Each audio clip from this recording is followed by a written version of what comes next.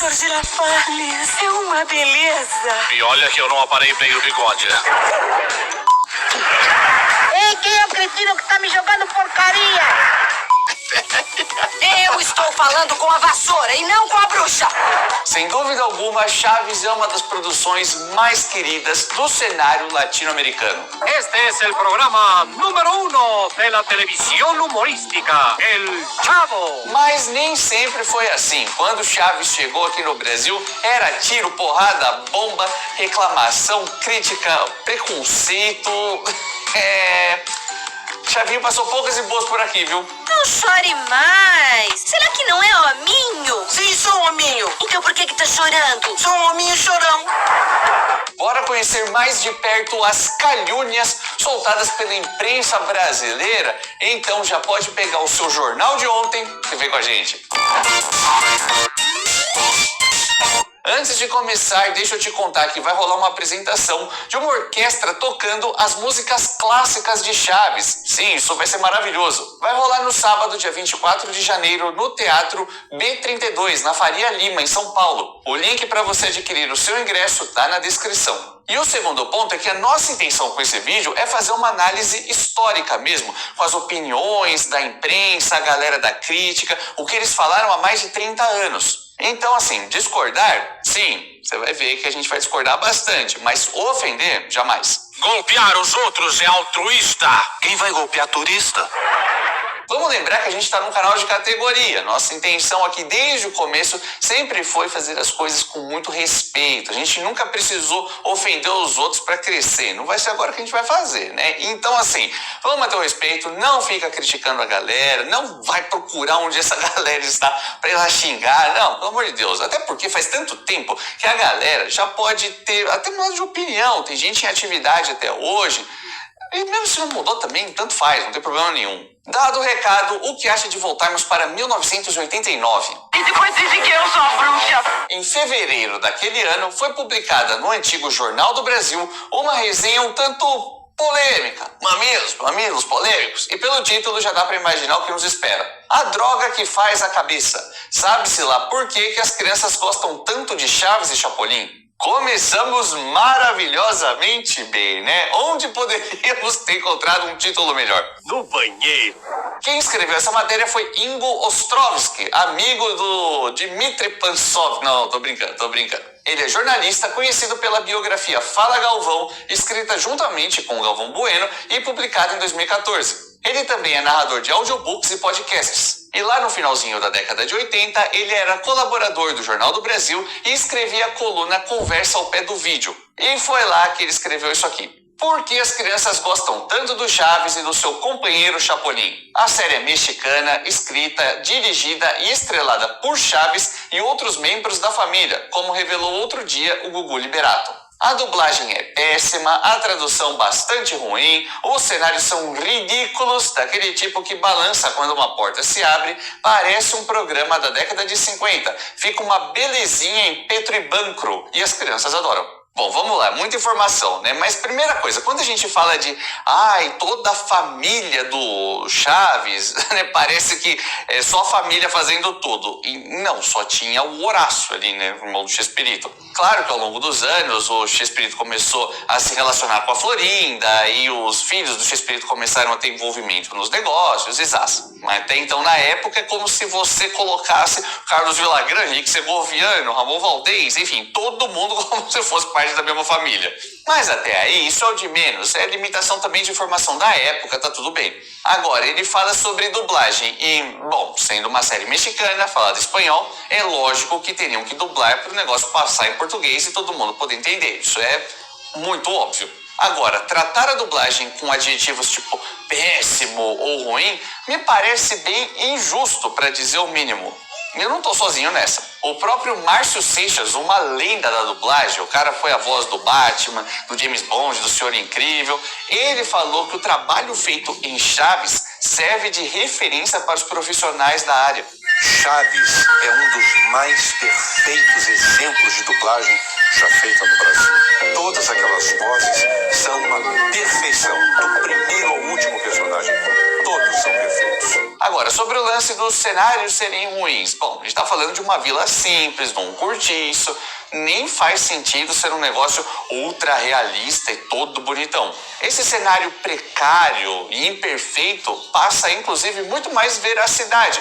Basta pegar os episódios dos anos 80 de Chaves, que tudo é mais colorido, é mais limpo, é mais bonito, tem um orçamento melhor, aquela coisa toda, e não tem o mesmo charme dos anos 70. Também tem o lado de ser um programa de humor, nitidamente uma ficção.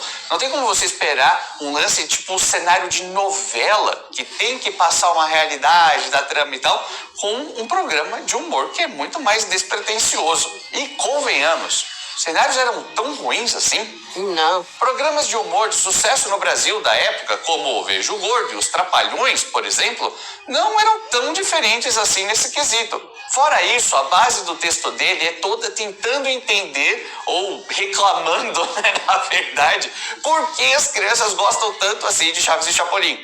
Minha filha ri quando o Chaves faz alguma besteira e diz que foi sem querer querendo. A amiguinha dela gosta da Chiquinha, porque acha engraçado quando ela chora sem lágrimas. Sobre as atuações, ele destaca o seguinte: os atores que contracenam com Chaves e Chapolin não conseguiriam fazer sequer uma ponta no teatro da escola do seu filho. Caraca, pesado. Só o Chaves se salva com algumas caretas. Assim mesmo a variação é 0. E depois de 2 ou 3 closes, a coisa fica chata. Bom, eu nem preciso falar muita coisa, né? Bom, eu falei lá no começo que a gente ia discordar bastante. Mas pra mim o mais insano de tudo é que o cara chega até a colocar a culpa em Chaves de algo que foi o próprio SBT que fez. O programa não tem abertura, não existe uma apresentação, ele simplesmente começa. Tudo bem que a gente está falando de um programa de 1989, mas você vai falar para mim que um jornalista desse calibre, escrevendo para um jornal importante e tudo, não parou para pensar que existe uma edição feita pela emissora? É claro que Chaves tinha abertura e encerramento.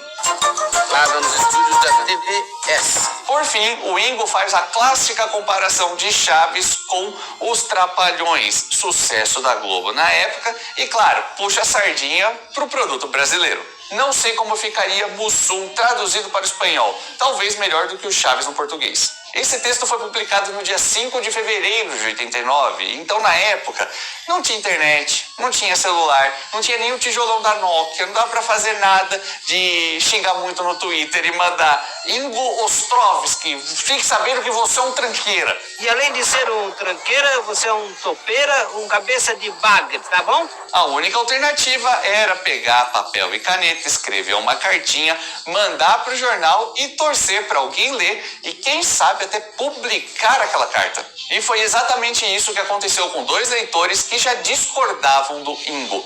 A primeira carta é do Leonardo de Queiroz, morador de Niterói, que, entre outras coisas, responsabiliza a emissora do Silvio Santos pela falta de vinhetas no programa, conforme já pontuamos. E destaca: há muito adulto por esse Brasil afora que não perde um episódio desses 2 seriados, que às vezes são chatos, mas às vezes são também ótimos motivos para dar boas gargalhadas, tenho certeza. Bom, foi um negócio meio Chiquinha defendendo o Nhonho, né? Bom, que tem episódios chatos? Sim. E daí? Mas cala essa boca! Você grita comigo depois de eu ficar aqui se defendendo? Sim! Já a segunda carta é de Beatriz Ortolani Lousada, de Valença, Rio de Janeiro. E o texto dela é bem interessante porque ela conta que leu a resenha com seu marido e juntos puderam entender a força de Chaves e Chapolin com as crianças. Por que os pequenos gostam tanto assim dos programas? Achamos que as crianças estão cansadas desses desenhos violentos e que, de certa forma, agridem suas mentes. Elas se descontraem e riem das coisas mais bobas, porém puras, como Chaves. Esses 2 textos foram publicados no dia 5 de março de 89 e é muito curioso como algo tão antigo ainda traduz muito bem a essência de Chaves e como o seriado é percebido até os dias de hoje. A gente vê um programa leve, de fácil entendimento, bem-humorado e despreocupado com uma visão mais elitista que certos críticos teriam. e tiveram, né? Ainda que tenha muita técnica envolvida em roteiro, em atuação, em timing, em direção e em muita coisa para esse sucesso todo aparentemente despretensioso, sabe? Tem muita coisa para falar sobre Chaves nesse ponto mais técnico, que nessa visão superficial que a galera teve e alguns ainda têm, parece é só um programa bobo. Tem muito mais do que isso. Então a gente pode resumir que em 89 o que a galera pensou é: Chaves é um programa fácil para as crianças curtirem, é gostoso para elas e também para os adultos que têm a mente aberta. Tem razão. E dito isso, vamos para a palavra-chave, porque eu quero saber, em algum momento você já foi hostilizado, ridicularizado, já sofreu algum tipo de preconceito por gostar de Chaves? Alguém falou, coisa velha, coisa de criança, coisa boba, por que você ainda assiste isso? Tem tanta coisa melhor para você ver? Pare de me atazanar! Pare de me atazanar! Conta aí que eu quero saber, quero ver sua opinião. Enquanto isso, vou continuar o nosso vídeo, porque 89 não foi um ano tão fácil assim pro Chavinho, não. Em maio daquele ano, pouco depois do texto do Ingo Ostrovsky, o jornalista Paulo Rassolini, então colaborador do Correio Brasiliense, publica outra crítica séria sob o título Quando a Má Qualidade Ganha Audiência. De novo esse papo. E o Paulo não perdoa. Não se sabe o que as crianças brasileiras veem no Chaves. Não há a ação de Jaspion ou Changeman, ou a fantasia de He-Man, a beleza de Angélica e Xuxa, ou mesmo o cuidado com a produção de Os Trapalhões. Tudo é amador. Bom, aqui o cara também pegou tudo que tinha na TV e comparou alhos com bugalhos, né? O que Chaves tem a ver com He-Man? Mas beleza, eu entendi o ponto. Por que as crianças gostam tanto se não tem as coisas de cada um? Beleza, vamos seguir. Adultos fazendo papel de criança é coisa que remete os brasileiros aos anos 60, quando havia um personagem na Praça da Alegria que fazia às vezes de menino levado e tinha um grito de guerra: o homem! E aqui ele se refere ao comediante Ituano Simplício. O Chaves, coitado, ele vai ter que se casar. Por quê? Porque ele engravidou a fechada. O mais incrível é que Chaves e sua turma não fazem sucesso apenas no Brasil e no México. O programa também é exibido com êxito na Espanha e na Itália, além de toda a América Latina. E eu acabei não mostrando aqui, mas o texto do Jornal do Brasil, lá escrito pelo Ingo, tem um parágrafo praticamente idêntico, trazendo a mesma informação e citando os mesmos exemplos. Coincidência por coincidência, vamos chamar de coincidência, né? As duas críticas também convergem em outro ponto. Elas não foram bem recebidas. Na edição de 17 de julho de 89 do Correio Brasiliense, um leitor que se identificava como Eduardo Cauã Marpes respondeu à crítica publicada semanas antes no mesmo jornal. E o cara não tava pra brincadeira. Ele escreveu coisas tão legais que eu faço questão de ler na íntegra. Pela segunda vez, leio crítica desfavorável ao programa Chaves. A primeira foi de Ingo Ostrovsky no Jornal do Brasil, agora é a do Paulo Rassolini no Correio Brasiliense. Tenho mais de 50 anos e sou fã do Chaves. Até eu tenho recomendado a amigos como o melhor programa da televisão. Acho realmente muito engraçado. Aquela figura, o Kiko, é um verdadeiro gênio da expressão corporal. A dublagem é maravilhosa. Caramba, professor Girafales, o senhor me tirou as palavras da boca. Acho que as críticas são injustas. O que os dois críticos deveriam fazer é tentar entender por que o programa é eficaz, ou seja, por que ele atinge o fim a que se propõe, fazer rir. O que os dois críticos fazem é usar um retro-americano para avaliar o programa. Ouso contrariar os dois críticos e afirmo: Chaves é um programa de boa qualidade. O que ele não tem é sofisticação, felizmente. Bravo! Bravo! Mais um!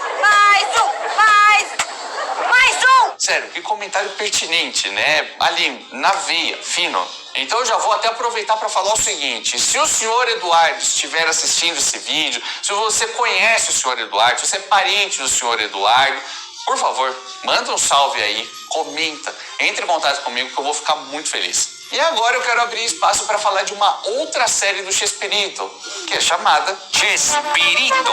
Em 1997, a CNT comprou os direitos do programa e o exibiu com exclusividade no horário nobre. No seu mês de estreia, em junho daquele ano, a jornalista Vera Jardim, de quem temos pouca informação, publicou no Jornal do Brasil sua resenha do programa. Título: Criança tem que ver cada uma. O mexicano Chespirito da CNT é o pior programa infantil da televisão.